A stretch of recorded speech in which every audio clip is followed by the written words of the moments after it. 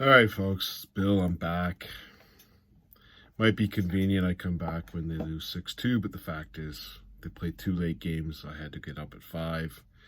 And the Leafs were nice enough to get a 3-0 lead against Arizona and then a beautiful 4-0 lead against Vegas, who they lost to tonight.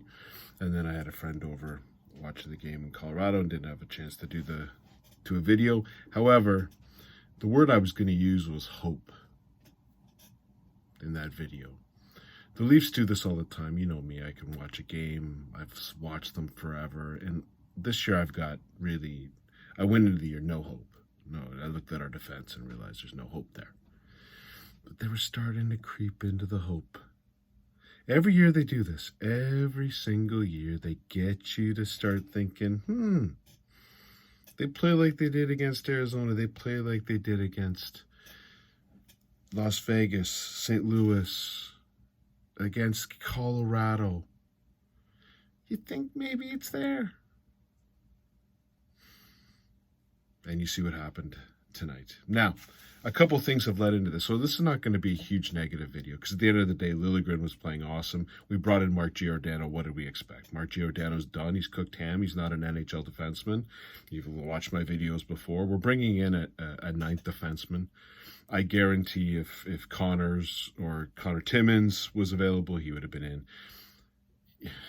Giordano's, so we don't have to worry about it. When Liljegren comes back, I don't know what he's got, but if Liljegren comes back, Giordano's got to be out of the lineup. Coach has to make that call. That's enough. You keep Giordano out of the lineup at all costs. Hell, bring in Maxime Lajoie would have been way better. Way better decision than bringing in Giordano. I get all the politics and all the nonsense that goes in behind the scenes. You just proved it again tonight. Giordano stinks. He's a terrible defenseman. He should not play another game for the Leafs. Okay, but you can't hold... I'm not going to get all upset about this because at the end of the day, Liljegren was hurt, and I'm sure Keith would have made the right decision had Liljegren not got hurt. So you're not going to hear anything from me on that. I also like the fact that they made a couple great plays or great coaching decisions. Was finally, maybe not great, but they should have done it from the beginning. Brodie on the left side is better. Now, we realized tonight that Riley on the right side is awful. And it doesn't matter if you play Brodie and Riley together. There was a stat in this game that the expected goals for Brodie without Riley is nearly less than 2. With Riley, it's nearly 3. Riley's the key here, right? Riley doesn't play defense. And we'll go into the goals as we go through. But this game started off... let me get into the other nice move that they've done. John Tavares on the third line and off the first power play unit was a great move. It's a great move. You hear me all the time say, can him. I wish you could. I wish you could just, you want a solution, put him on the wing. Put him on a fourth line wing position. No problem. But at least there's something. They're doing something. And again, John Tavares he's been atrocious. He's just a terrible player. And by the way, for you people jumping on the bandwagon now, he's been horrible since day one. My friend there on your comment about, we wouldn't have beat Tampa Bay without his goal. It was a fluky goal on a spinorama shot that hit a Tampa Bay player. So if he doesn't do that, we don't get in the second round. How do we do in the second round? And what was one of the reasons why we lost to Florida? JT? You got to be kidding me. Do you think I care about, any Leaf fan should care about, we got through the first round, we should throw a parade for ourselves? It's 1967, guys. I don't care about winning. I don't care as a fan if they win 2 rounds. I really don't care. What I care is they try damn hard, which hasn't been evident in the JT years, and they win something more than a round of hockey in the playoffs. So JT stinks. Get over it. It's obvious. But putting him on the third line is at least... By the way, who's the worst... So let's go. Who's the worst defensive centerman on the Leafs? Please let me know. Is it Austin Matthews? Is he the worst defensive centerman on the Leafs? Is it David Kampf? Would he be the worst defensive center on the team? Max Domi. Now, he had a bad night tonight, but how's he been playing lately? Is he better defense? Well, he can skate. So that's one of the keys to playing defense is to be able to skate. So I would say that he's not the worst. He's not even a centerman. John Tavares is the worst defensive centerman on this team. It's not even close. Like it's, you're a dummy if you don't think so. Who's the most offensive centerman on the team? Maybe I give Tavares third. Kampf's not that great offensively. But those are the big moves. So again, I'm not going to go all ape crap and all what happened tonight and how they played. But I'm going to say this. They started off fantastic. First 5-6 shifts looked great. And then the game got bogged down. And what happened in this game? It started with the Bobby McMahon penalty at the end of the first period. Now, was it a trip? It looked like a trip. I don't know. He was falling down. It's not like he meant to trip him, but he tripped him. And from that point forward, the Leafs looked like they were stuck in mud in the second period. And all of a sudden, you got Riley and Brody on. Riley on the right-hand side. Barbashev's his guy. Barbashev went out to him, and he just kept skating past him.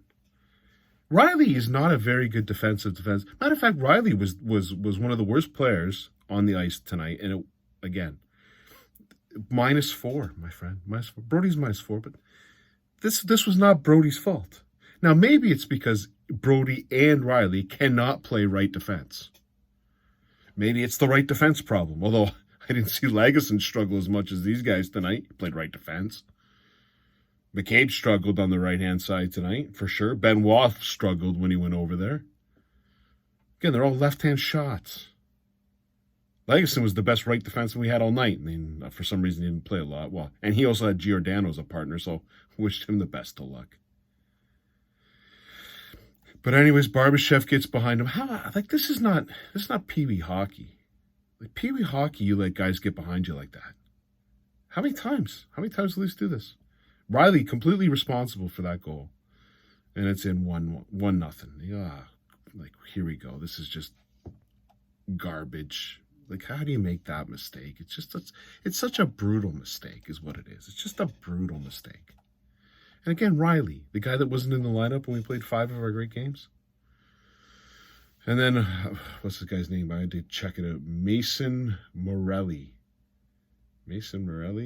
Anyways, they come into the zone again. Horrible defensive coverage. Domi lets his guy go to the net. The guy's... So, in what defensive world that I've ever been part of, do you not have a defenseman in front of your own net? Like, around the net, at least.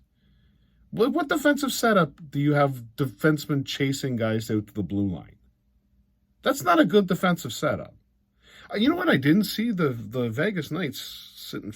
They looked like they had a lot of guys in front of the net, and they blocked a lot of shots tonight. Well, I'm not shocked, because you can't block a shot if you're not blocking your net. So whatever his name is, Mason Morelli, probably AHL nobody, goes in front of the net by himself. He could have parked a tent, a vacant lot sign. And who were the two defensemen?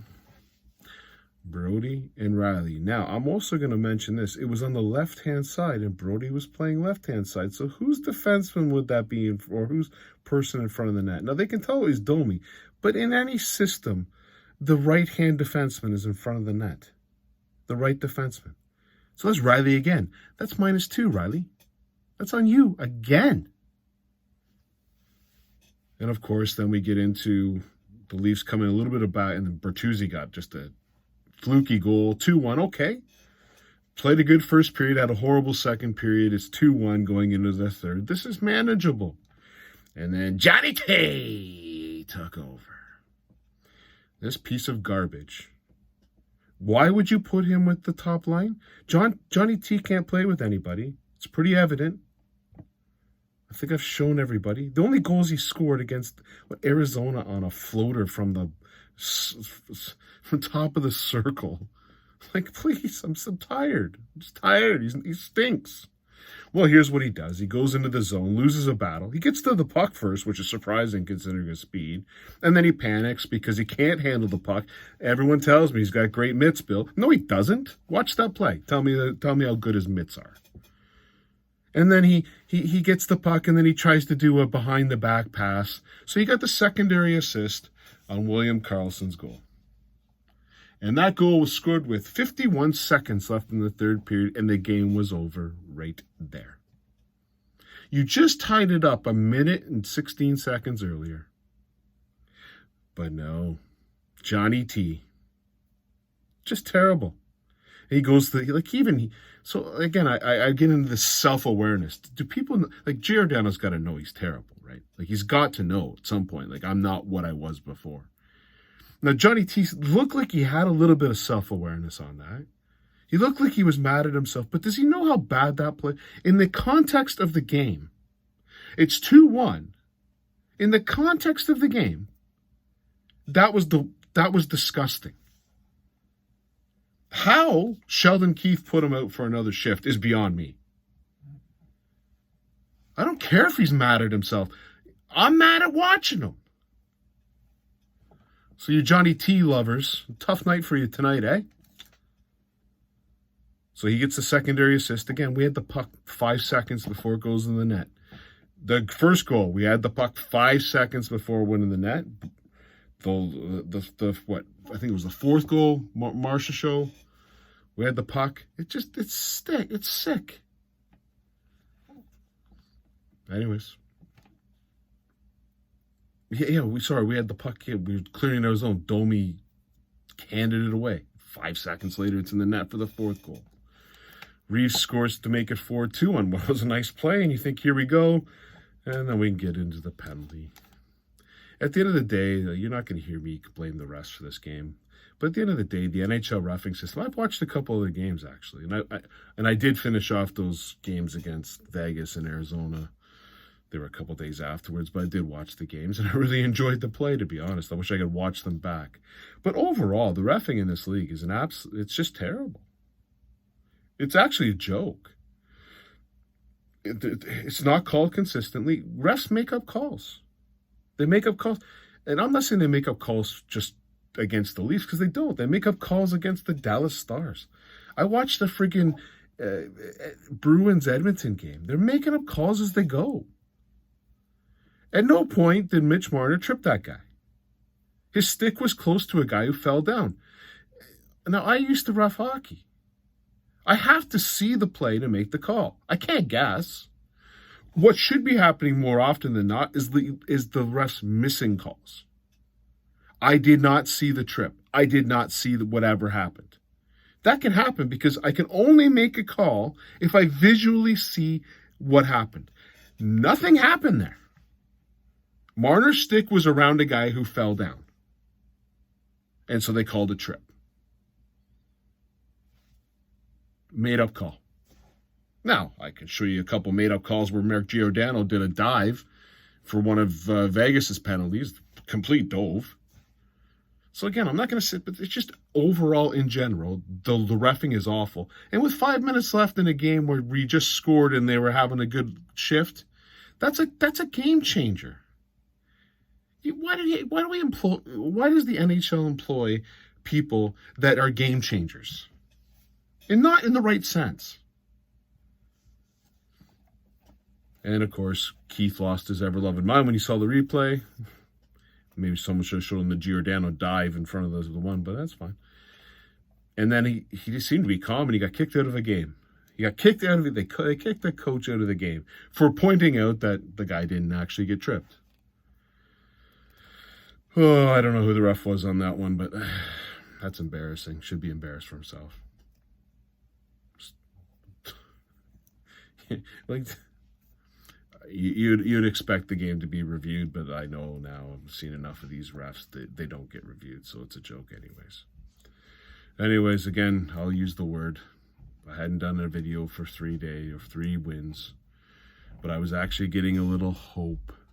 H-O-P-E. What is the definition of hope? I had it up here earlier. It used to have this for these kids out there. I used to have like a Webster's dictionary. And I've got to use the Google the definition. I used to like just looking up at a feeling of expectation and desire for certain things to happen. A feeling of expectation and desire for a certain thing to happen. Every year the Leafs give me hope. I'm sure as a Leaf fan, they give you hope too. But as we know, a feeling of expectation and desire, obviously for the Leafs to win, they're not going to. Cheers.